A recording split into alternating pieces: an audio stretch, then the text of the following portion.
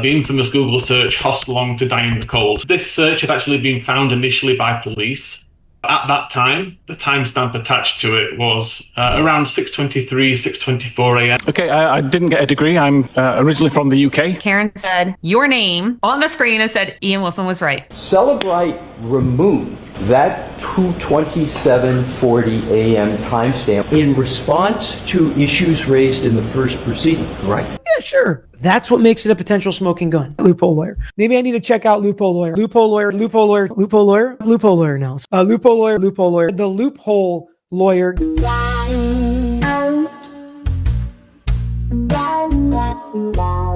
We are going to break down Ian Whiffen's interview with Celebrite. The digital expert in the Karen Read case who testified when Jen McCabe made the famous Google search is about to give an interview with his company. Let's watch. Why they decided to do this interview right now on Celebrite's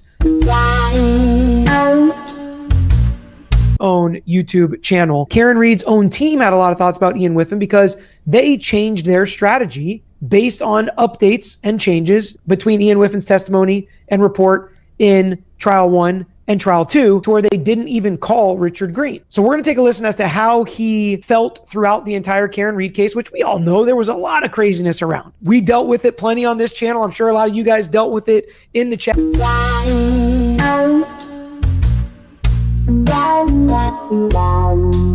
Chats all over the place. I know we have some other content creators that are in the chat as well. And if you're going to put yourself out there online and people don't like a lot of things about me, right? About my personality, about what I believe, about how I practice and what I practice, and the fact that I'm a lawyer at all, I welcome that. So let's get into this interview now. I'm Heather Barnhart, and I'm here with Ian Whiffen, the infamous genius.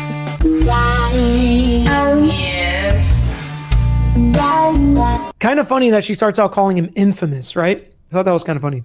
And a genius, by the way. Yes, it's Ian Whiffen. So IANWHIFFIN.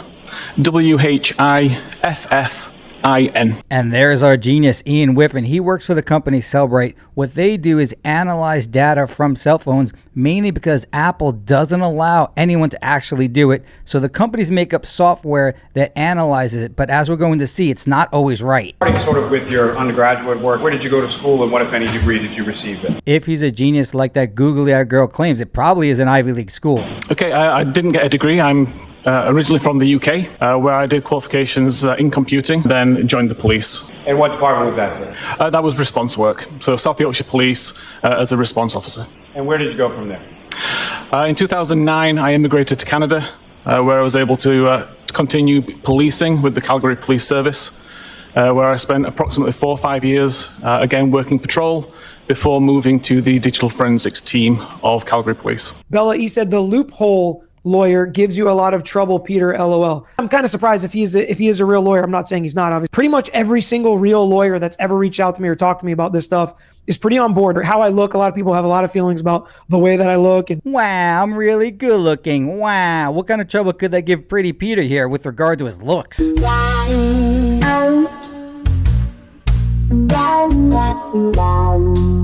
Long hair and whatever, don't look like a lawyer. It is what it is, right? It's the world we live in. Wow, I look like a supermodel. Wow, I wish I had his problems. All right, last comment on loophole lawyer here. Sleuthy said, to be fair, loophole lawyer does constantly mention how handsome you are. It's not your looks he talks about. Well, hey, at least he can find something nice to say, right? It's nice if he hammers me on some things, but constantly mentions how handsome I am. I guess I could take that. Ain't that the truth? If I was ever given the choice to be smart or good looking like Pretty Peter here, I would definitely go with the looks. Loophole lawyer's a lot of satire. Oh my God, this guy's obsessed with me. Okay, and he's funny. So Ian, I applaud you, one, for your patience and not flipping out. I know many times I wanted to flip out on your behalf, so I was emotionally in this with you. You did a fantastic job. For those of you that don't know Ian, he's not just the brilliant mind of forensics. He is also our decoding manager here at Celebrite. Brilliant mind. These two dopes don't even know how to use a green screen properly. She was kind of flipping out on his behalf. I see a lot of more comments. A lot of people are looking up loophole lawyer now. So loophole lawyer, welcome. Welcome to the chat, sir. Saying that Ian Whiffen did not get that bothered by it. And, I was screaming on your behalf because you weren't screaming. I take that as a plus for Ian Whiffen. And again, if I'm evaluating him as an expert, that's how you have to be. You have to be able to deal with that stuff. You have to be cool, calm, and collected. 100% agree. If you're going to testify, especially as an expert, you cannot get rattled. We saw the ARCA experts actually get rattled a bunch of times in trial number 2. Did you ever delete text? From last year? Yes. Yes. Do not answer a question with a question. After you had text messages with the defense, did you delete those texts?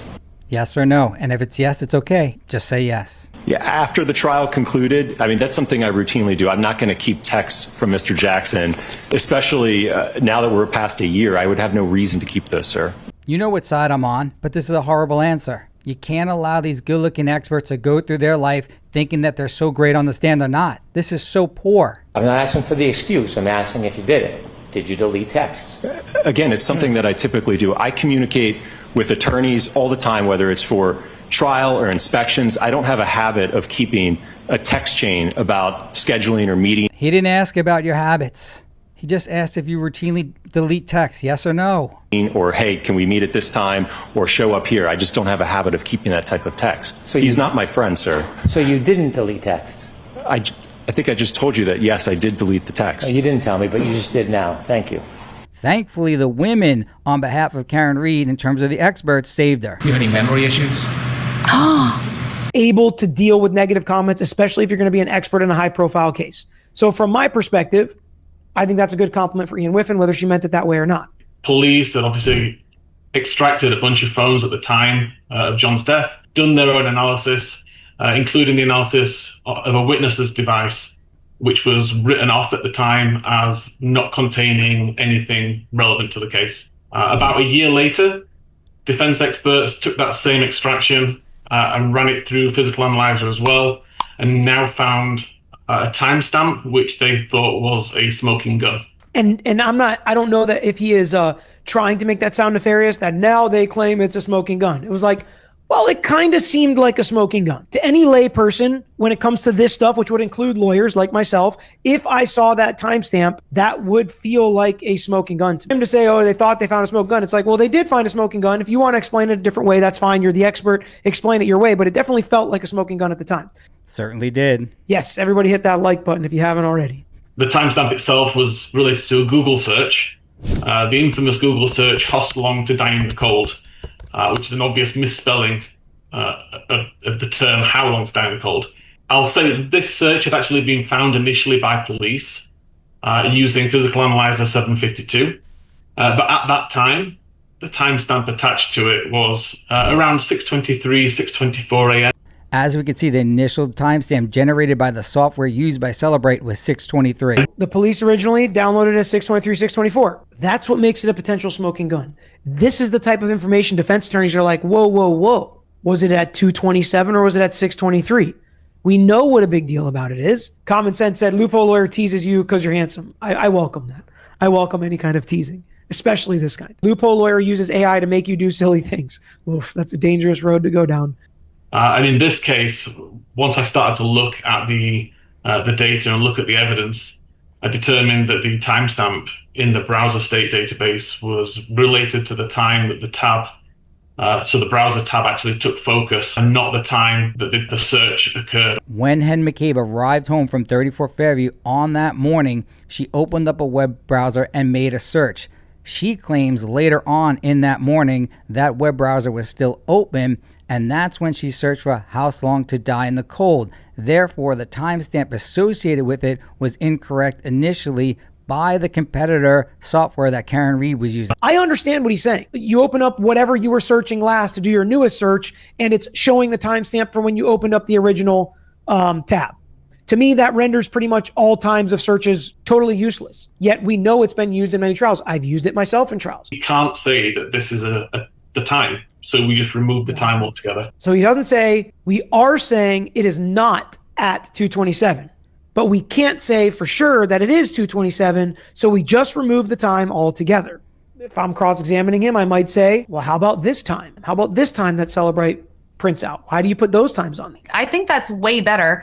She thinks it's way better, so I guess that's all that matters. That's why lawyers are so important. We are? But that's why lawyers are so important, and people hate lawyers for picking apart certain sentences and words and mistakes in a police report or an expert report. But it's like, this stuff is precise, and we need this to be correct, or else it's just like, yeah, that sounds good enough. And the jury's like, yeah, sure, why not? This sounds good enough. We'll go with that.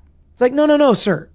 Let's back it up and talk about this more. Ashley D said, for all the new members, we sometimes go through mean tweets about Peter on our members only lives. Yeah, those are always some of my favorites. Apparently, if you're a member of the Handsome Lawyer You Know's YouTube channel, you get access to videos where he actually reads the mean tweets people send to him. To prove he's not thin-skinned, the Handsome Lawyer You Know even covered this mean tweet on one of those shows. Maybe I need to check out Lupo Lawyer, although everybody says generally he's very nice to me, so I appreciate that. And she's saying he's cool, calm, collected. I do think he's cool, calm, collected. I think his demeanor is perfectly fine. I think he's very confident in what he says. Celebrite removed that 2:27:40 a.m. timestamp, which is in a deleted state, in response to issues raised in the first proceeding, right?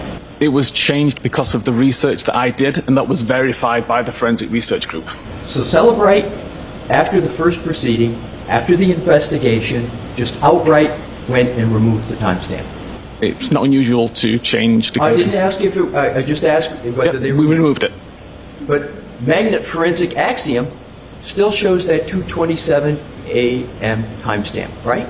Again, they refer to it differently, which is why they can do that. But they still show it. They do still show it. I could cross-examine him and pick it apart, which I could do with this, right? Frankly, he got up there, he testified to what the Commonwealth needed, and I thought it was a good argument for the Commonwealth. I thought he did a good job explaining it. In my little brain, I can understand what he's saying. Because of course, if I were to open up my phone right now, and I were to just tell you, okay, I'm going to open up and it's VineSign, which is, we use FileVine as our practice management software. There's a quick plug for them. If any lawyers want to use FileVine, I can get you a discount code.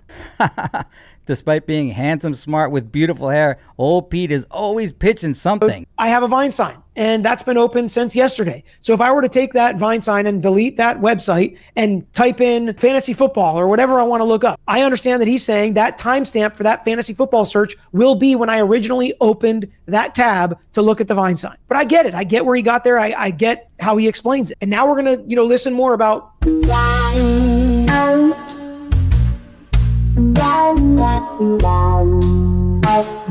he says about being an expert witness. I'm going to give you a little applause here.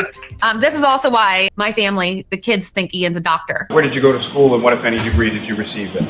Okay, I didn't get a degree. I'm originally from the UK. Because he's so smart, so he's Dr. Whiffen, according to our household. Beyond all these mean tweets and all this ridiculousness and people just being social trolls, in the end, all over the battle of that 2:27 a.m. timestamp. In the second trial, Karen Reed actually said she was not having her defense expert return because Ian Whiffen was right. Are we going to hear from Richard Green in this trial?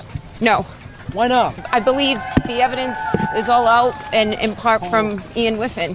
How does that make you feel, Ian, that Karen said your name on the screen and said Ian Whiffen was right? It was validation. I was already confident in my answer. I knew I was right with it. I was disappointed that the defense didn't put their expert on the stand to put his opinion across and to have that debate and to evidence their position. Karen saying that I was right is a close second. I'll take it. Part because of Ian Whiffen. I know they liked a lot of what Ian Whiffen said, just kind of like I said about the searches, creating doubt as to when that search happened, not really proving when that search happened. That the entire circle of where John O'Keefe's phone was, he could have been anywhere within that circle, including inside the house. Yesterday, Mr. Whiffen, you focused your testimony and your opinions on the smaller black circle, correct?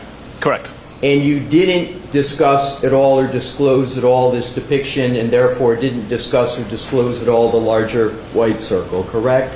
Not when discussing my overall opinion. These circles indicate where John O'Keefe's phone could have been on that morning. What's important is the phone could be anywhere in the circle. It's not more likely that they're in the middle of the circle. The same probability exists for any part of the circle. That's why this could be misleading. So the answer is no. And this is what you put in your report. This is your depiction. And based upon what you said yesterday, the phone could be at the very edge of the top of the circle, correct?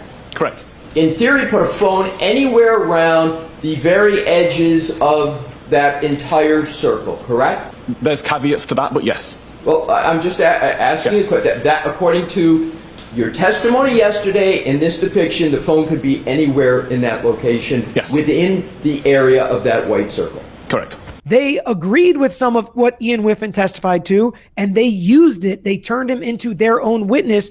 The Commonwealth's own expert said John O'Keefe could have been inside the house based on this diagram and the circles right in there. Based upon the evidence, it does appear the state was correct as to when Jen McCabe made that search. However, the expert was valuable to us because he showed where John's phone could have been on that morning. This crime was very simple to solve because it took place within a very small area over a very short period of time with a very limited amount of suspects. One or more of these 10 people has to be the killer of John O'Keefe. That's how easy this is. Once you remove the kids and the McCabes, you're down to just 3 suspects: Brian Albert, Higgy Bear, and Chloe. Since Chloe's a good dog, she didn't do it.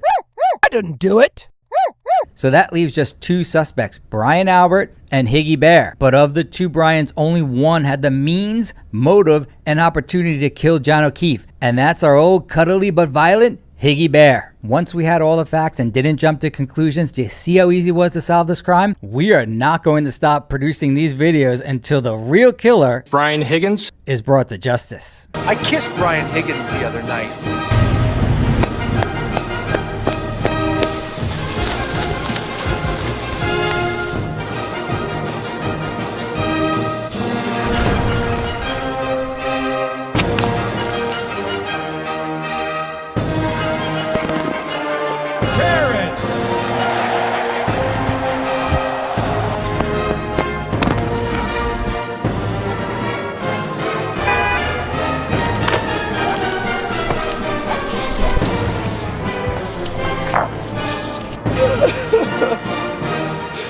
I love you, gay Jeff.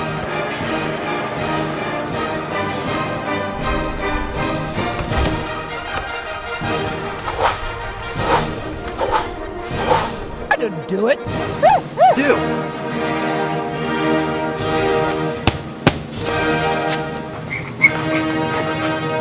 I had nothing to do with John's death.